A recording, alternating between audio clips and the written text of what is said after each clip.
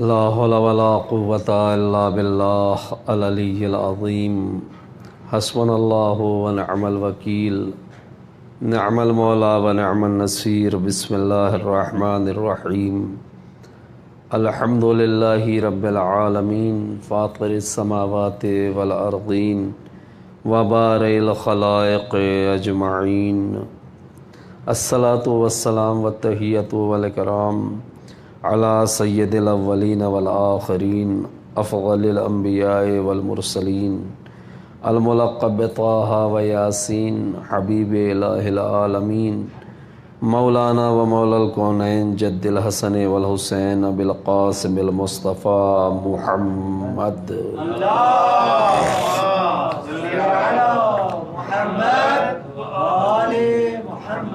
وعلی اہل بیتہ الطیبین الطاہرین المعصومین الذین اذہب اللہ عنہم الرجس وطہرہم تطہیرا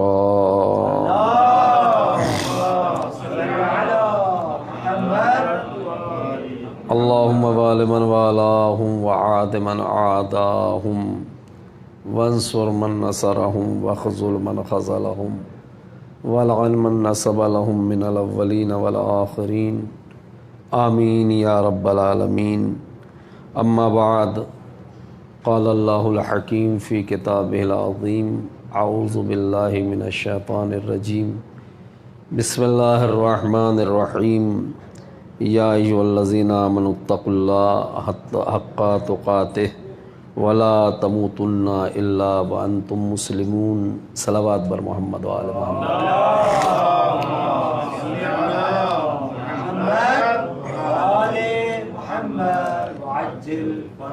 حضرات گرامی، مجلس اعزاء کی مناسبت آپ حضرات پہ واضح ہے اور اسی کو مد نظر رکھتے ہوئے میں نے اس آیہ مبارکہ کا انتخاب کیا ہے۔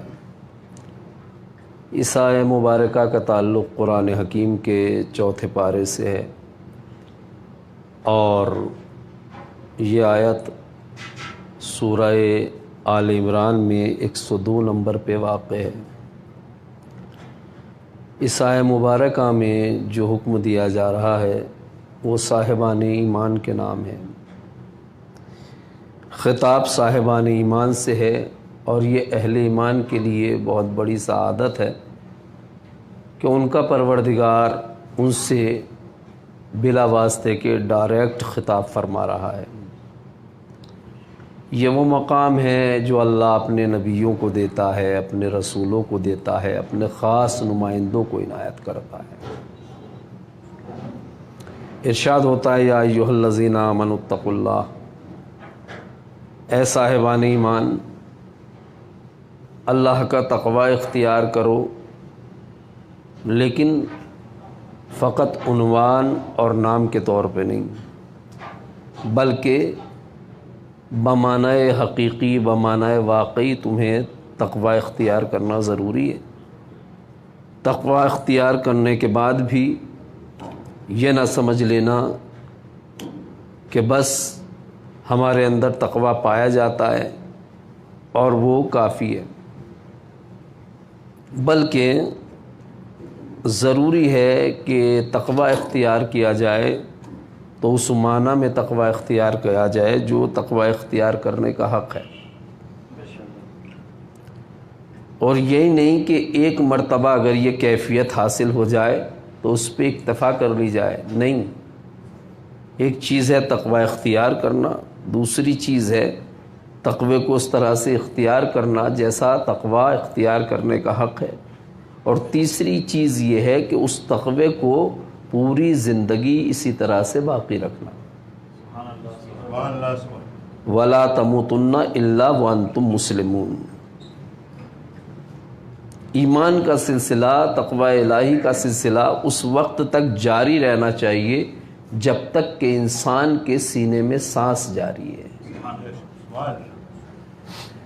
یہ خطاب صاحبان ایمان سے ہے، اس لیے یہ بات ذہن میں رکھنی چاہیے کہ جو اللہ پہ ایمان نہیں لاتا، دین پہ ایمان نہیں لاتا، پیغمبر پہ ایمان نہیں لاتا، اللہ کی کتاب قرآن پہ ایمان نہیں لاتا، اس کے دل میں تقویٰ پیدا نہیں ہو سکتا۔ تقویٰ اسی دل میں پیدا ہوگا جس دل میں پہلے اللہ کی ذات پہ یقین اور ایمان پایا جاتا ہو۔ اسی لیے ہر انسان سے خطاب نہیں ہے، اس انسان سے خطاب ہے جو اللہ کو مانتا ہے۔ لہذا متقی بننے کے لیے پہلے اللہ کی ذات پہ ایمان لانا ضروری ہے، یقین کرنا اللہ کی عظمت پہ ضروری ہے۔ یہ یقین اور ایمان ہے جو پھر اللہ کے تقوی کو صاحبان ایمان کے دل میں جنم دیتا ہے۔ ایمان کی طرح سے تقوی بھی کوئی ایسی ایک جامد چیز نہیں ہے کہ جو ایک مرتبہ حاصل ہو جائے تو ہم کہہ دیں کہ بس ہمیں حاصل ہو گئی۔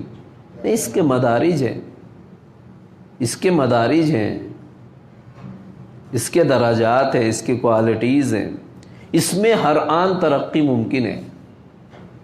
لہٰذا ایمان کوئی ایسی چیز نہیں ہے جو ایک جامد چیز کی طرح سے ہو جس کو لے کے ہم یہ کہہ دیں کہ بس ہم مومن ہو گئے۔ یہ علم کی طرح ہے، یہ نور کی طرح ہے جس میں کمی و زیادتی کا امکان پایا جاتا ہے۔ یہی نہیں کہ ایمان میں زیادتی ممکن ہے، بلکہ یہ بھی حقیقت ہے کہ اس میں کمی بھی ممکن ہے۔ اسی طرح سے تقویٰ میں یہی نہیں کہ زیادتی ممکن ہے، بلکہ اس میں کمی بھی ممکن ہے۔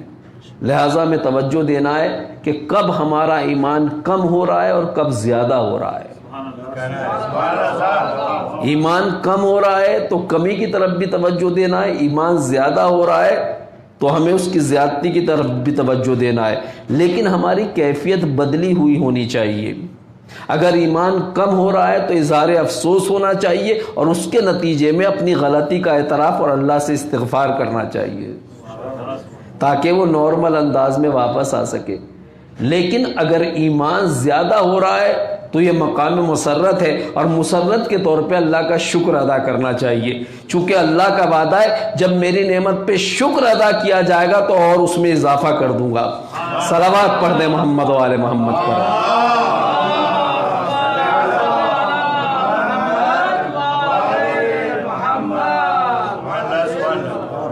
اور یہ چیز ہمیں بہت زیادہ پابندی کے ساتھ انجام دینا ہے، کوئی تناسب نہیں ہے، لیکن مثال کے ذریعے سے یہ بات واضح کرنا چاہتا ہوں۔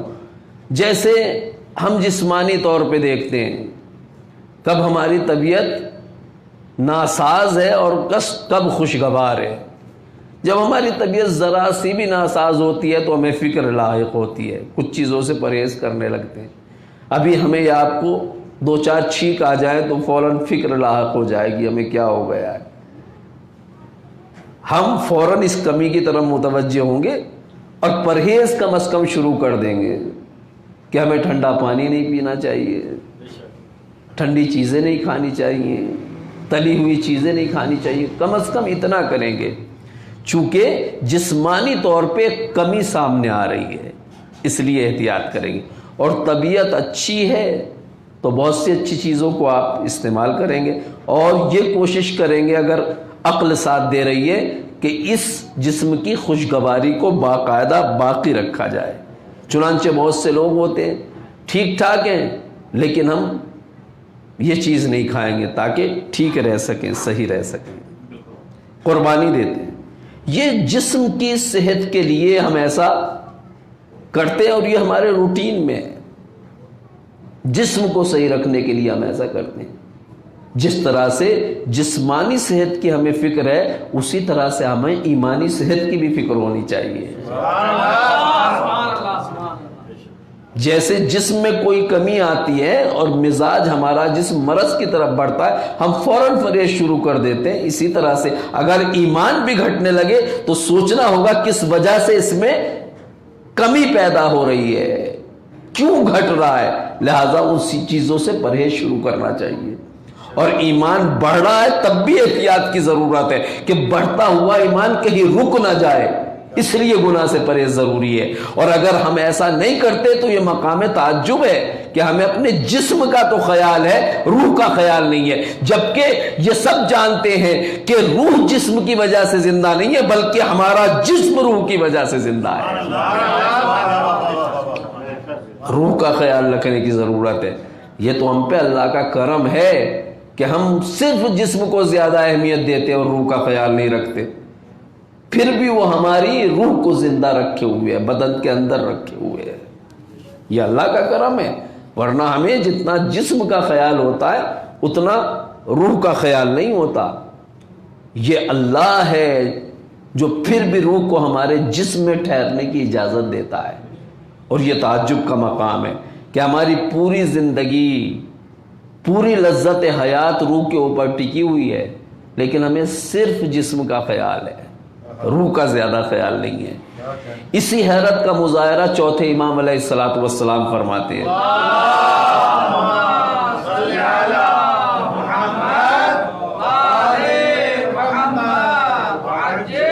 آپ فرماتے ہیں مجھے اس شخص پہ بہت تعجب ہوتا ہے کہ جو جسم کو مرض سے بچانے کے لیے بہت سے مضر کھانوں سے پرہیز کرتا ہے، لیکن اپنی روح کو سلامت رکھنے کے لیے گناہ جو بہت نقصان دہ ان سے پرہیز نہیں کرتا،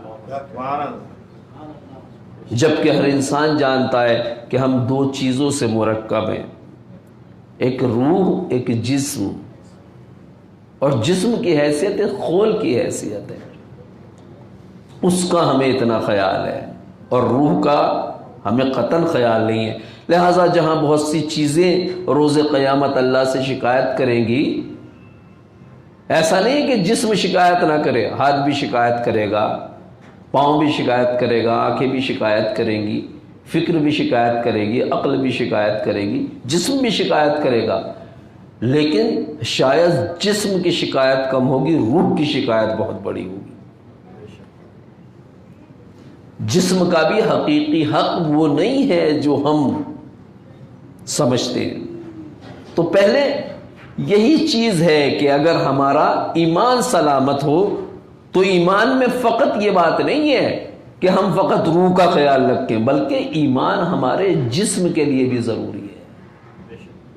اگر ہم صرف جسمانیت پہ مرتے ہیں تو وہ جسمانیت تک محدود ہے، اگر ہماری فکر مادی اور جسمانی ہے تو اس کا نقصان یہ ہے کہ وہ جسم تک محدود ہے، لیکن فکر اگر معنوی اور ایمانی ہے تو اس کا کمال یہ کہ وہ جسم کی حفاظت کی طرف بھی ہمیں متوجہ کرتی ہے اور روح کی حفاظت کی طرف بھی ہمیں متوجہ کرتی ہے۔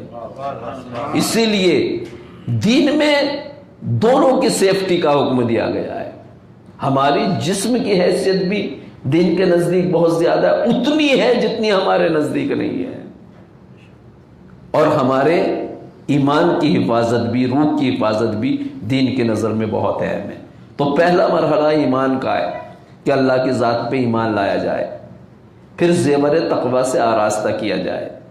ایمان لایا جائے تو باقاعدہ ایمان کی حفاظت کی جائے، یعنی ایمان کو استقلالی حیثیت ہونی چاہیے، ہر وقت ہمارے دل میں ایمان رہے، حرارت ایمان ہر وقت ہمارے دل میں دوڑتی رہے، اور اس کے لیے اللہ نے انتظام کیا ہے۔ قرآن ہمارے درمیان ہے، اسلام ہمارے درمیان ہے، نماز اور عبادت کا سلسلہ ہمارے درمیان۔ یہ سب چیزیں کیوں ہیں؟ یہ اسی لیے ہے کہ ایمان کی حرارت ہر وقت ہمارے دل میں موجود رہے۔ کچھ چیزوں کو گناہ قرار دیا ہے، کھانے پینے میں حلال اور حرام کا سسٹم رکھا ہے، یہ سب چیزیں کیوں ہیں؟ اسی لیے کہ ہمیں اللہ یاد آتا رہے، ہمارے ایمان کو حرارت ملتی رہے۔ لہذا ایمان کو ہر وقت ہمارے دل میں، ہمارے شعور میں، ہمارے اندر ہونا چاہیے، اور اس کی حرارت کو باقاعدہ ہمیں محسوس کرنا چاہیے۔ یعنی ایمان کو فصلی نہیں ہونا چاہیے، ذاتی اور اصلی ہونا چاہیے۔ ہم صاحب ایمان ہیں، ہم صاحب تقوی بنتے ہیں، لیکن ہمارا ایمان اور ہمارا تقوی فصلوں میں مقید ہے۔ اللہ ایسا نہیں چاہتا۔ رمضان آ گیا تو بہت مومن ہیں، اگلی صف میں روز نظر آتے ہیں، عالم دین کے پاس بھی بس ہم نظر آتے ہیں۔ محرم آ گیا تو ہم سے بڑا حسینی کوئی نہیں ہے، کربلائی کوئی نہیں ہے۔ لیکن ہماری غلطی یہ ہے کہ ہم نے دین، ایمان اور کربلا کو فصلوں میں تقسیم کیا ہے۔ یہ فصلوں میں مقید رہنے والی چیز نہیں ہے، بلکہ یہ اتنی اصلی چیز ہے کہ ہم سے گزر کے اسے نسلوں تک پہنچنا ہے۔ یہ صرف فصلوں میں نہیں، ہماری ذات سے گزر کے نسلوں میں منتقل ہونی چاہیے۔ فصلی دینداری جہاں پہ ہوتی ہے وہاں جذباتی دینداری ہوتی ہے، اور جہاں دینداری ہر وقت قائم رہتی ہے وہاں اصلی اور استقلالی دینداری ہوتی ہے۔ اس کا پایا جانا ضروری ہے۔ ہم بہت سے نعرے اپنی زندگی میں لگاتے ہیں، لیکن ان نعروں کی حقیقت ہمیں معلوم نہیں ہوتی۔ ایک نعرہ ان دنوں میں بہت زیادہ لگایا جاتا ہے، اگرچہ وہ فصلی نعرہ نہیں ہے، لیکن ہم نے اپنے عمل سے اسے بھی فصلی بنا دیا۔ وہ یہ نعرہ ہے، کلو ارزن کربلا کلو یومن عاشورا۔ یہ کیسا نعرہ ہے؟ یہ نعرہ یہی کہتا ہے کہ کربلا کسی جغرافی اور وقت میں محدود نہیں ہے، چونکہ وہ رسمی اور فصلی چیز نہیں ہے، اسی لیے ہر زمین کربلا ہے، جہاں بھی رہو وہی کربلا ہے، اور جس دن بھی تم زندہ ہو اسی وقت تم گویا روز عاشور میں زندگی گزار رہے ہو۔ ہر زمین کربلا ہے، ہر دن عاشورہ ہے۔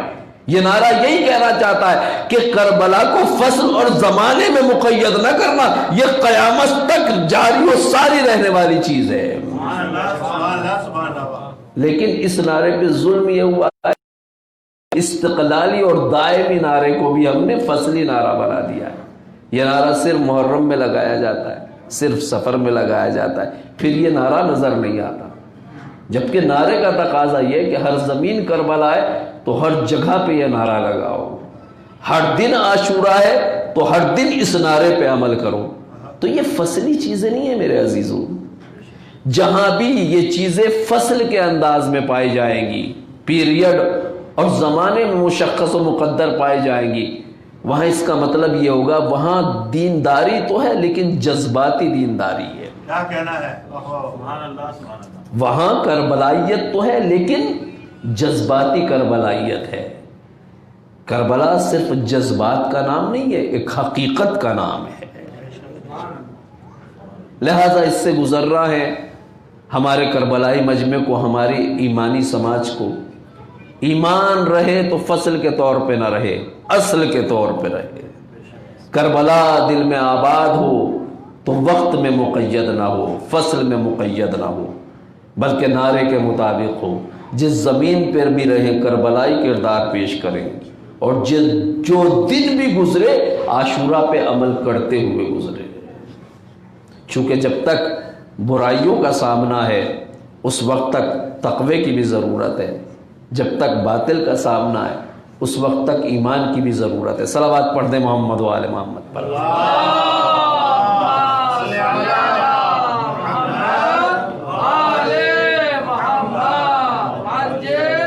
جس آیہ مبارکہ کا تلاوت کی ہے اس میں بڑی بلاغتیں اور بڑی گہرائیاں پائی جاتی ہیں۔ پہلی گہرائی تو میں نے پیش کی آپ کے سامنے کہ صاحبان ایمان سے خطاب ہے کہ تم ایمان لا چکے ہو تو اب زیور تقوی سے آراستہ ہونا ضروری ہے۔ احساس پاکیزگی کرو، ہر قدم پہ اللہ سے ڈرو۔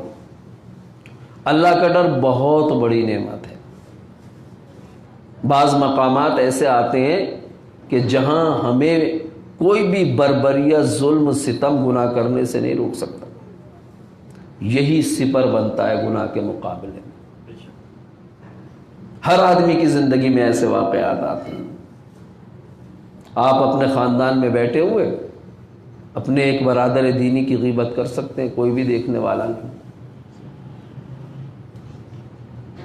اپنے مجمع میں بیٹھ کے کر رہے ہیں۔ تقوی الہی ہے جو آ کے روکتا ہے۔ گناہ کے پورے مقدمات فراہم ہو، کوئی بھی دیکھنے والا نہ ہو، لیکن اگر اللہ پہ نظر ہو تو تقوی الہی آڑے بن جاتا ہے۔ اسی لیے رسول اللہ صلی اللہ علیہ وآلہ وسلم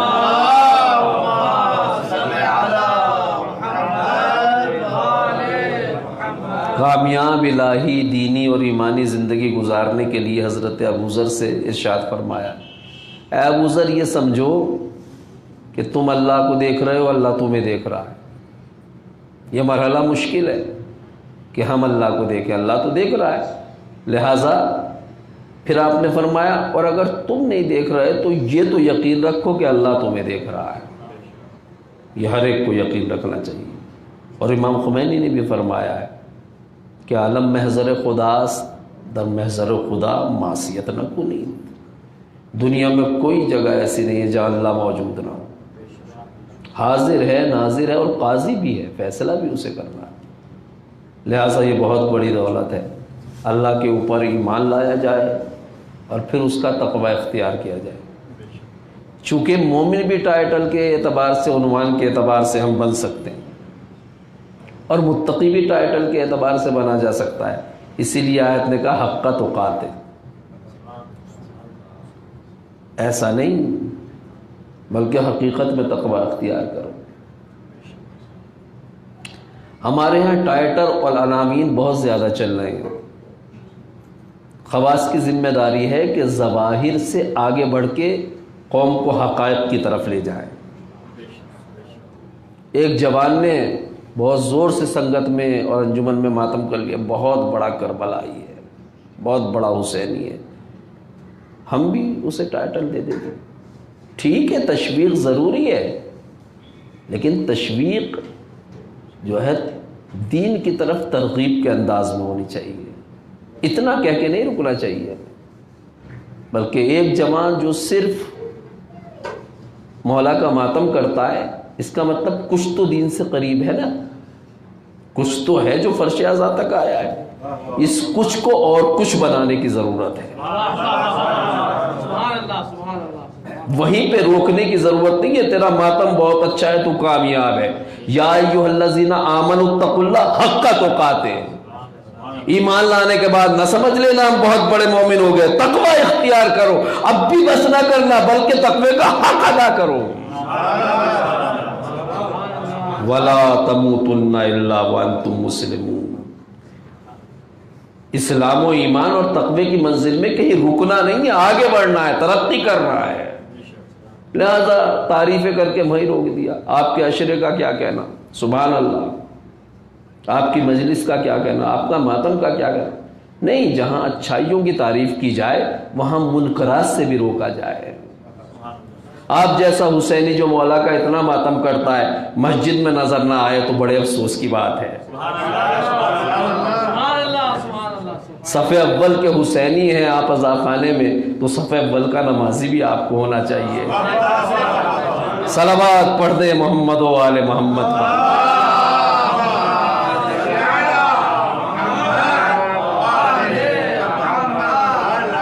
تشویق کرنا چاہیے.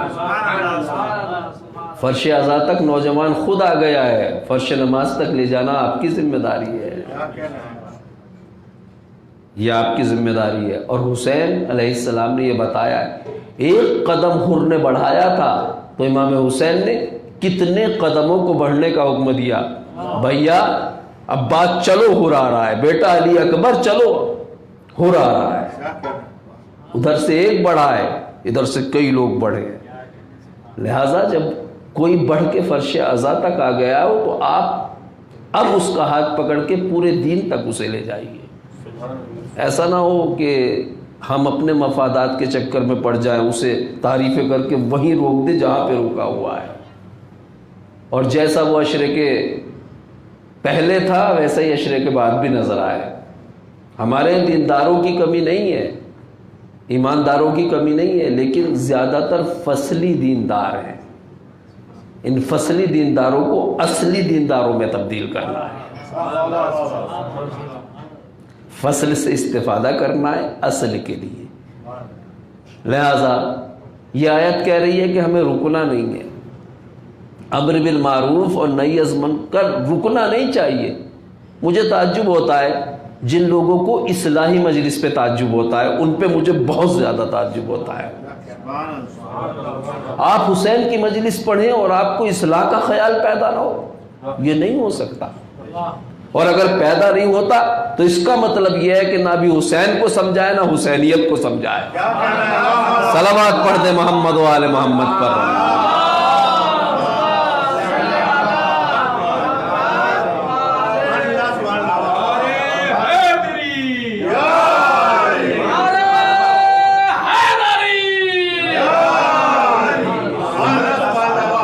امام حسین علیہ السلام کا قیام بے دینی کے خلاف ہے، بے غیرتی کے خلاف ہے، بے حیائی کے خلاف ہے، باطل کے خلاف ہے، ظلم کے خلاف ہے، بربریت کے خلاف ہے، ذلت کے خلاف ہے، تمام برائیوں کے خلاف ہے۔ آپ حسین کے نام پہ برائیاں برداشت کرتے رہیں، ارے چھوڑیے، مولا کا عزادار تو ہے، چھوڑیے، مولا کا عزادار ہے، مجلس میں تو آنا ہے۔ نہیں، مجلس میں آنے والے کی تو اور ذمہ داری بڑھ جاتی ہے، ماتم کرنے والے کی ذمہ داری تو اور زیادہ بڑھ جاتی ہے، چونکہ وہ حسین کا کہلا رہا ہے۔ سارا خطاب تو اسی سے ہے حسین کا، کونوا لنا زینا ولا تکونوا الانا شینا۔ جب ہماری مجلس میں آ گیا تو حقیقی حسینی کا کردار پیش کرنا تیری ذمہ داری ہے، اس کی ذمہ داری اور زیادہ بڑھ جاتی ہے۔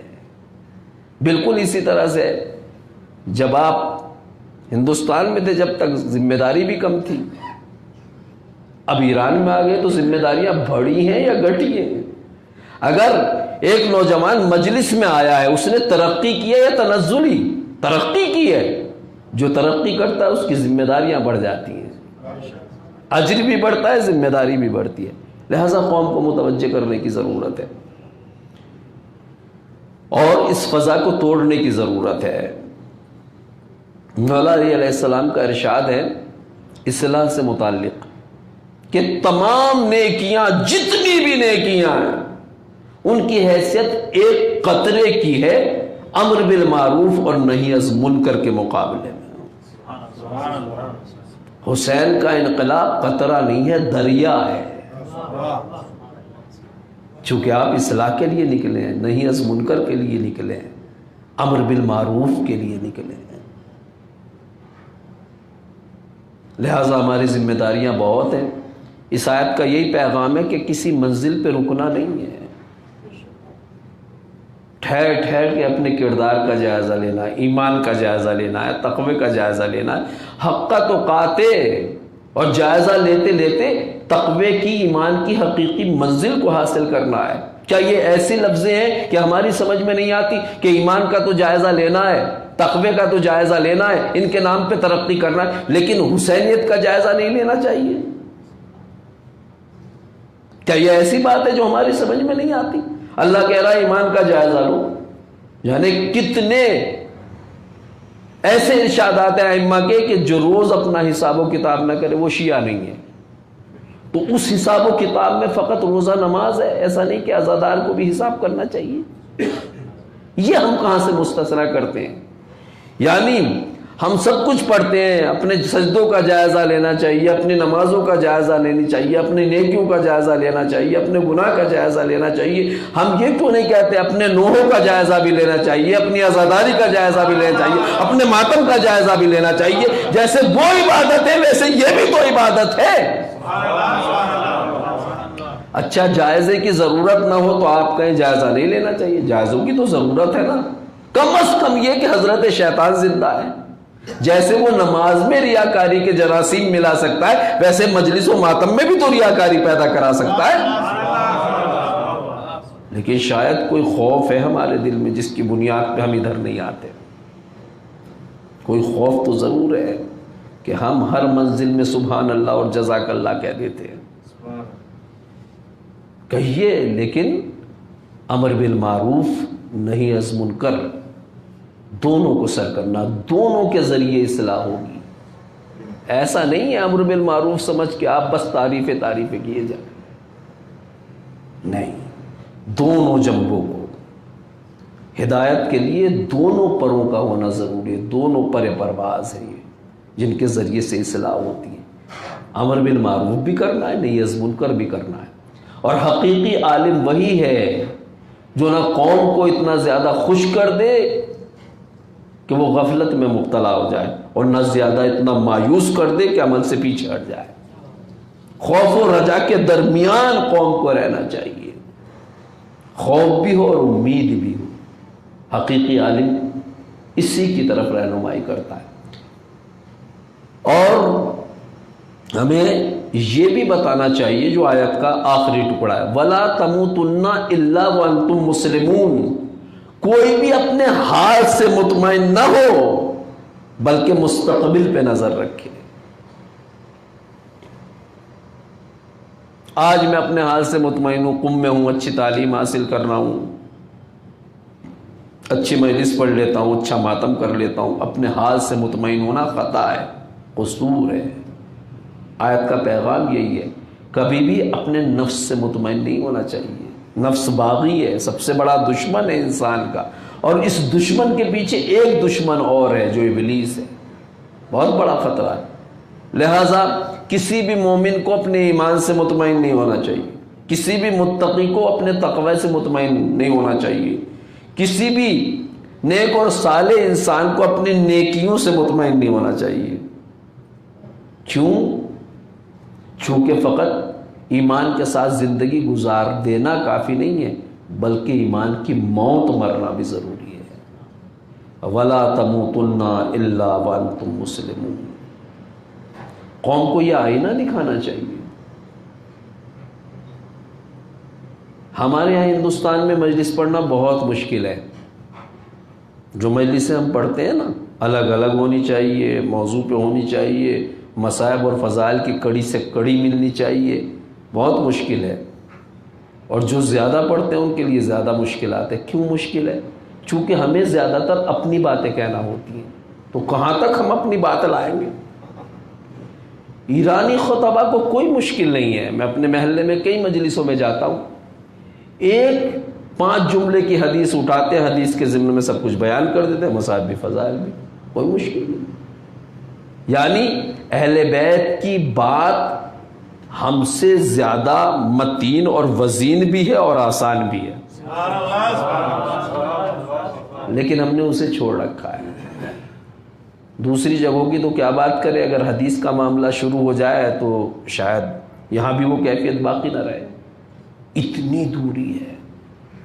بخدا یہ درد دل ہے۔ آپ دیکھتے ہیں یہ ایسی باتیں ہیں کہ میں کہہ رہا ہوں شاید آپ کو بری لگے، لیکن آپ بھی یہی کہتے ہیں، چاہے مجلس پڑھتے ہوئے نہ کہیں آپ، لیکن آپس میں یہی کہتے ہیں آپ۔ واقعی میں روز جاتا ہوں کئی مجلسوں میں، چونکہ قرب و جوار میں ہوتی ہیں، آدھے گھنٹے کی مجلس میں ایک حدیث کو موضوع سخن بنایا، بچوں کے لیے، عورتوں کے لیے، سب کے لیے پیغام ہوتا ہے۔ زنان بائدین جور باشن، بچہ بائدین جور باشن۔ ہمارا اس سے مطلب ہی نہیں ہے کہ معاشرہ کہاں جا رہا ہے، ہمیں تو رسمی طور پہ ایک مجلس پڑھنا ہے جس میں چند نعرے لگ جائیں اور لوگوں کو اچھی لگے، چاہے ان کے کام آئے یا نہ آئے، لمحہ فکریہ ہے۔ یقیناً آپ اتفاق کریں یا نہ کریں ہماری بات سے، یہ کوئی ایسی بات نہیں ہے کہ آپ متفق ہو جائیں ہماری بات سے، ہماری تو کوئی حیثیت ہی نہیں ہے۔ لوگ نبیوں کی بات سے، رسولوں کی بات سے، اللہ کی بات سے متفق نہیں ہوتے، لیکن حق مطلب یہ ہے کہ جہاں متفق ہونا چاہیے وہاں اتفاق کا اظہار کرنا چاہیے۔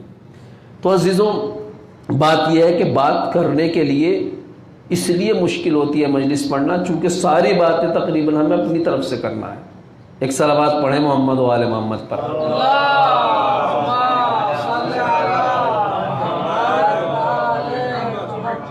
اور جو اللہ رسول کا کلام ہم پیش بھی کرتے ہیں نا، آیت اور روایت کے طور پہ، اس کو جو کلام پیش کرتے ہیں اگر وہ تبرک کے لیے ہوتا ہے، واقعی تبرک کے لیے، باقی تو پھر ادھر ادھر کی بات ہے۔ خیر یہ الگ موضوع ہے، لیکن ہمیں ضرورت ہے آئینہ دکھانے کی۔ وَلَا تَمُوتُنَّ إِلَّا وَأَنْتُمْ مُسْلِمُونَ۔ ارے ہمیں جنت میں جانے سے کون روکے گا، ہم تو امام حسین علیہ السلام کے فدائی ہیں، عشرہ کراتے ہیں۔ وَلَا تَمُوتُنَّ إِلَّا وَأَنْتُمْ مُسْلِمُونَ۔ کتنے لوگ ایسے ہیں جنہوں نے بڑی بڑی خدمتیں انجام دی ہیں، لیکن انہیں مسلمان مرنا نصیب نہیں ہو سکا۔ بہت کردار ایسے ہیں، ایسا نہیں وہ کردار دشمنوں کے کردار ہیں، اپنوں کے کردار ہیں۔ بلعم باورا سب سے اچھی توریت پڑھتا تھا حضرت موسیٰ کے بعد، توریت کا بڑا عالم تھا، زبان میں بھی اثر تھا، کردار میں بھی اثر تھا، کتنا بڑا مقرب بارگاہ کہ جب بھی دعا کے لیے ہاتھ اٹھاتا تھا اللہ اس کی دعا کو رد نہیں کرتا تھا۔ اس کی پاکیزگی کا یہ عالم تھا اس منزل تقرب پہ فائز تھا کہ اسے پیغمبروں کی طرح، رسولوں کی طرح، اماموں کی طرح اللہ نے اسم اعظم عنایت کر دیا تھا۔ آدمی کو بھٹکتے ہوئے دیر نہیں لگتی، نہ آدمی کو صحیح ہوتے ہوئے دیر لگتی ہے، نہ غلط ہوتے ہوئے دیر لگتی ہے۔ کوئی شک کر سکتا ہے اس میں؟ مستجاب الدعوات ہے، حامل اسم اعظم ہے، امت موسیٰ کا سب سے بڑا عالم ہے۔ حضرت موسیٰ کے بعد لوگوں کی نظر بلام باغورا کی طرف جاتی ہے، قرآن نے اسے گدھے سے تعبیر کیا ہے، کتے سے بدتر اس کی عاقبت ایسی۔ لہٰذا ان چیزوں کی طرف ہمیں متوجہ کرنے کی ضرورت ہے۔ ایسا نہیں کہ چند کسی شخص نے یا کسی قوم نے چند اہم عمل انجام دے لیے اور ہم باغ دکھا دے کہ بس کامیاب ہو گئے دنیا آخرت میں۔ نہیں، شیطان نہیں مرا ہے، نفس امارہ زندہ ہے، خطرہ پایا جاتا ہے۔ قرآن کی آیت ہم سے کہہ رہی ہے یا ایھا الذین آمنوا اتقوا اللہ حق تقاتہ ولا تموتن الا وانتم مسلمون۔ اگر تقوی کی حقیقی منزل میں بھی پہنچ گئے ہو تو مطمئن نہ ہونا جب تک کہ مسلمان نہ مر جانا۔ حسینی ہونا بھی کمال ہے، حسینی مرنا اس سے بڑا کمال ہے۔ میں مقام معظم رہبری حضرت آیت اللہ خامنئی دامت اللہ الشریف کی ایک تحریر دیکھ رہا تھا۔ جواد فروغی ایک مشہد کے قاری ہیں، جب ہم آئے تھے تو ان کا بڑا شورا تھا، بڑے عظیم اور دلچسپ انداز میں تلاوت کیا کرتے تھے جواد فروغی۔ آج تو وہ جوان ہیں، سرکار کی خدمت میں یہ تلاوت کے لیے آئے تو پھر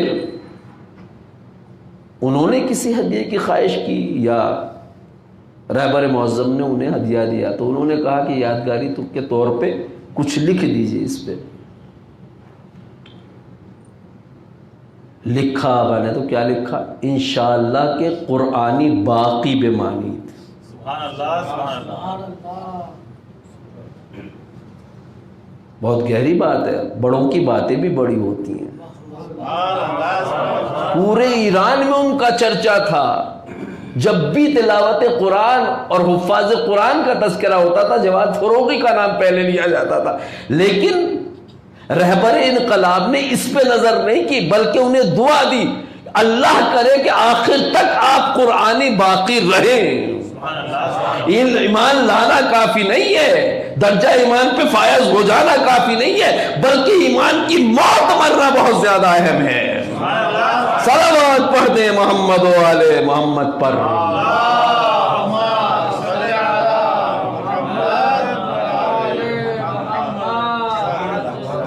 یہ بہت زیادہ اہم ہے۔ وَلَا تَمُوتُنَّ إِلَّا وَأَنْتُمْ مُسْلِمُونَ۔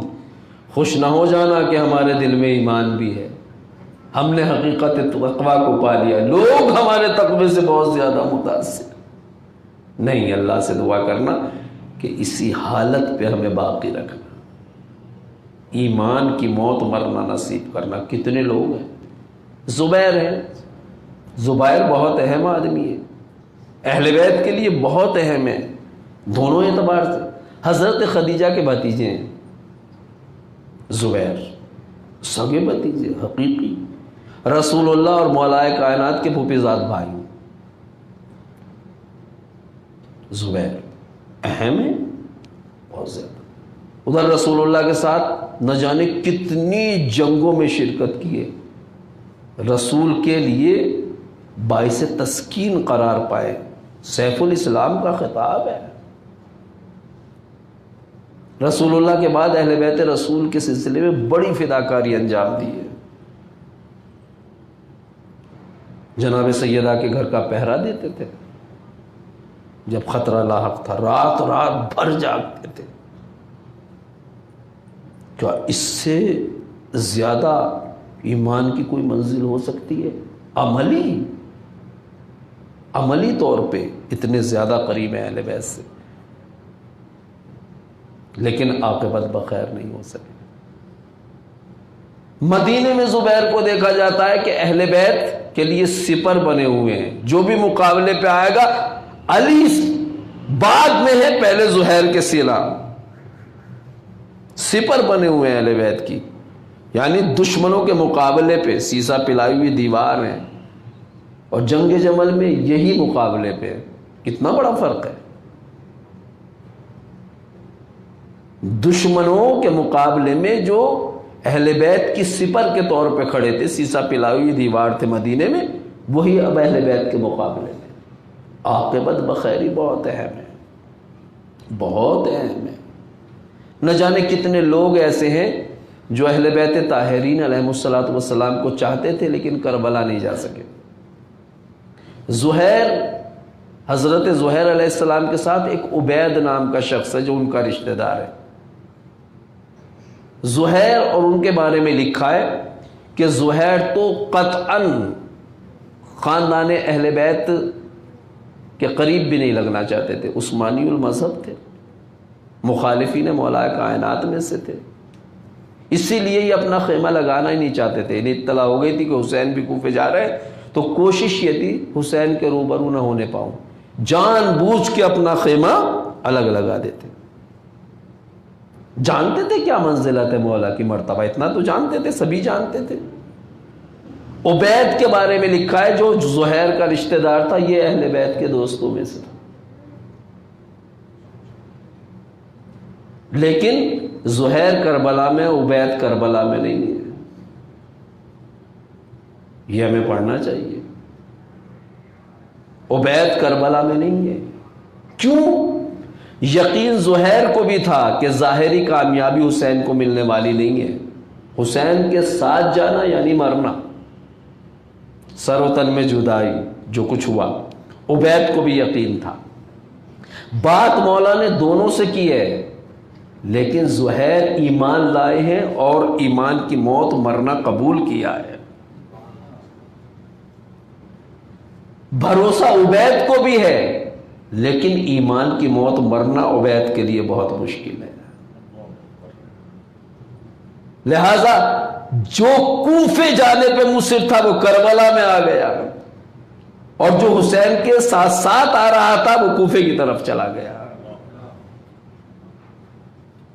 یہ تاریخ کی عبرتیں ہیں، ہمیں انہیں بیان کرنا چاہیے تاکہ قوم اپنے ایمان کا سفر، اپنے عقیدے کا سفر، عمل صالح کا سفر جاری و ساری رکھے، پوری قوت و حرارت کے ساتھ اپنا محاسبہ کریں۔ ہم دونوں کے راستے الگ الگ ہو جاتے ہیں۔ ایمان کی موت مرنا بہت مشکل ہے۔ حق تقاتہ، اگر حقیقت میں تقویٰ ہے تو اسی وقت ممکن ہے کہ ایمان کی موت مرے۔ لہذا ہمیں پیغام دینا ہے، ہمیں متوجہ رہنا چاہیے اپنے گناہوں کی طرف، اور دعا کرنی چاہیے، نیکی کر کے فخر نہیں کرنا چاہیے، بلکہ اللہ سے یہ دعا کرنی چاہیے کہ اللہ ان نیکیوں کو قبول فرما لے۔ ایک بہت بڑا دھوکہ شیطان یہ دیتا ہے، جب ہم نیکی کر لیتے ہیں تو پھر ہمیں کوئی فکر نہیں رہتی۔ نیکی کرنا ایک مرحلہ ہے، اللہ کی بارگاہ میں اسے قبول کرانا یہ دوسرا مرحلہ ہے۔ کربلا کی زیارت کر لی، الحمدللہ فارغ ہو گئے، حج کر لیا، اب تو ہمیں کوئی فکر نہیں ہے، کرنے کے بعد ہی تو فکر ہے، کرنے کے بعد ہی تو فکر ہے۔ اشرفی آپ کے ہاتھ میں نہیں آئے تو آپ کو کوئی فکر نہیں ہے، لیکن سونے کا ڈھیلا جب ہاتھ میں آ گیا تو اس کی حفاظت کرنا ہے۔ اس فکر کی ترویج کرنا ہے۔ الحمدللہ زندگی میں اللہ نے یہ شرف بخشا کہ کربلا کی زیارت کر لی، کعبے کا حج کر لیا، اب تو ہم اطمینان سے ہیں، بس اب کوئی فکر نہیں ہے۔ نہیں، فکر بڑھنی چاہیے۔ ہم کربلا گئے تھے، چونکہ ابھی تک فلسفہ زیارت کو نہیں سمجھا ہے۔ فلسفہ زیارت فقط زری کو چوم لینا نہیں ہے، زیارت ایک عہد و پیمان ہے کہ مولا جس راہ میں آپ نے جان دی ہے، اور جو جان دے کے جس دین کو بچائے، عہد کر کے جاتے کہ اس دین پہ آنچ نہیں آنے دیں گے۔ ضرورت ہے، ضرورت ہے کہ ایمان کے سفر کو جاری رکھا جائے پوری حرارت اور قوت کے ساتھ۔ ایمانی زندگی بسر کی جائے اور ایمان کی چھاؤں میں موت واقع ہوئی یہ کوشش کرنی چاہیے۔ خوش نصیب ہیں کربلا والے کہ جو مکمل ایمان کے سائے میں دنیا سے گئے۔ ایسا نہیں ہے کہ سن 61 میں فقط 72 شیعہ تھے۔ کتنے خوش نصیب ہیں وہ لوگ، 32 افراد شب عاشور آئے ہیں جن کی عاقبت بخیر ہوئی ہے۔ ایک دو لوگ نہیں، 32 لوگ فوج یزیدی سے آئے ہیں۔ ہر بھی آئے ہیں، ہر صبح کے وقت آئے، یہ رات میں آئے ہیں 32 افراد۔ عاقبت بخیر، وَلَا تَمُوتُنَّ إِلَّا وَأَنْتُمْ مُسْلِمُونَ۔ عاقبت بخیری ہی ہے جو آدمی کو مسرت نصیب کرتی ہے۔ کسی مقام پہ فخر کرنے کی ضرورت نہیں ہے، چونکہ خطرہ باقی ہے تو فخر کیسا؟ خوش ہونے کی ضرورت نہیں ہے، خطرہ باقی ہے تو خوشی کیسی؟ اسی لیے مولا نے کہیں فخر کا اظہار نہیں فرمایا۔ جب سر پہ ابن ملجم کی ضربت لگی تو فزت ورب الکعبہ۔ کربلا میں بھی یہی انداز نظر آتا ہے، سعید و زہیر کا انداز، کربلا والوں کا انداز۔ جب دشمنوں کو واصل جہنم کر کے اور ٹکڑے ٹکڑے ہو کے سرزمین کربلا پہ حسینی مجاہد گرتا ہے، پھر مسکرا کے پوچھتا حل وفیت یا سیدی، مولا یہ بتائیے کیا میں نے حق وفا ادا کر دیا؟ حسین کی طرف سے اعلان ہوتا ہے کہ ہاں تم نے حق وفاداری ادا کر دیا، اللہ تمہیں جزائے خیر دے، اور جیسے تم دنیا میں ہمارے ساتھ تھے ویسے ہی آخرت میں بھی اللہ ہمارے ساتھ رکھے۔ تب شہید کے لبوں پہ مسکراہٹ آتی ہے۔ کیوں؟ وَلَا تَمُوتُنَّ إِلَّا وَأَنْتُمْ مُسْلِمُونَ۔ حقیقی کامیابی حالت ایمان، حالت تقوی میں دنیا سے جانا۔ سید الساجدین ہیں، کوفے میں چھوٹا سا خطبہ دیتے ہیں، فرماتے ہیں اے کوفے والوں تم رو رہے ہو، تمہیں شرم نہیں آتی؟ تم اس عالم میں میرے جد رسول اللہ سے کیسے ملاقات کرو؟ تم نے کسی بھی اعتبار سے ہمارے احترام کا لحاظ نہیں رکھا، میرے بابا کو فرات کے کنارے تم نے ذبح کر ڈالا۔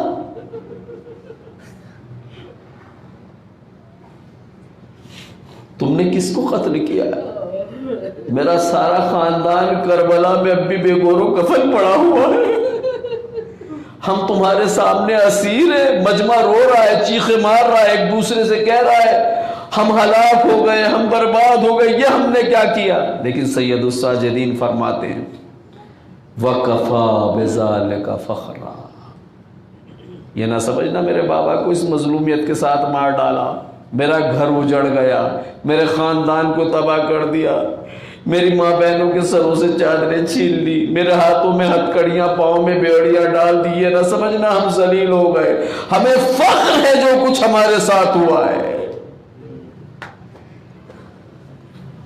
اس لیے کہ یہ سب دین اور اسلام اور ایمان کی بقا کے لیے ہوا ہے۔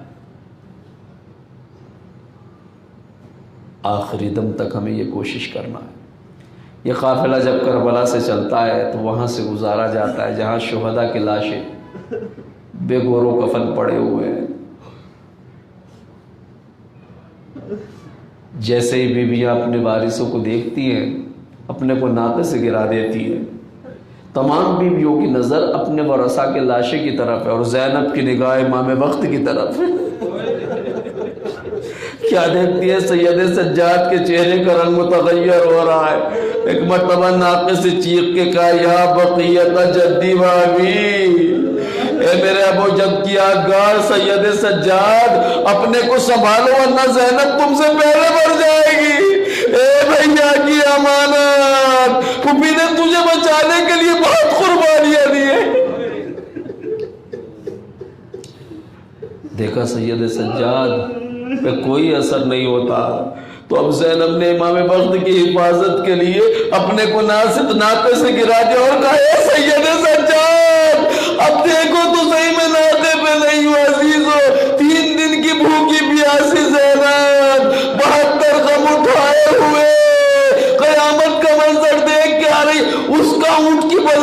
زمین پہ آنا کوئی معمولی مصیبت نہیں تھی۔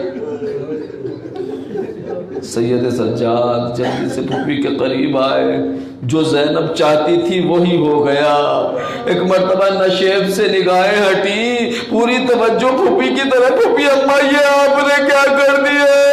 اے میرے لال، اے میرے لال، اس کا غم نہ کرو کہ بابا کا لاشا بے گوروں کا بنے، بھیا کا لاشا ٹکڑے ٹکڑے، نہیں بیٹا غم نہ کرو، میرے نانا نے خبر دی ہے، ام ایمن نے بیان کیا لاشا اسی طرح سے نہیں رہے گا، اس پہ نماز بھی پڑھی جائے گی، تمہارے بابا کا مزار بھی بنے گا، خبا بارگاہ تک چاہنے والے دنیا کے گوشے گوشے سے زیارت کے لیے آئیں گے۔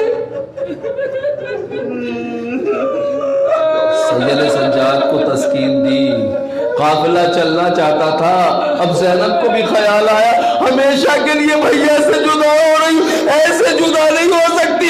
امام کو سہارا دینے والی زینب خود نشیب میں اتر گئی، اپنے کو لاش حسین میں گرا دیا، مرثیہ پڑھتی تھی، آنتا اخی آنتا ابن امی، اے بھیا بچپن سے ہمیشہ ساتھ رہی ہوں، ہر ادا کو پہچانتی ہوں، لیکن لاشے کی حالت ہوا کیا مجھ سے بھی نہیں پہچانا جاتا کہ یہ میرے ماں جائے کا جنازہ ہے، بین کر رہی ہے،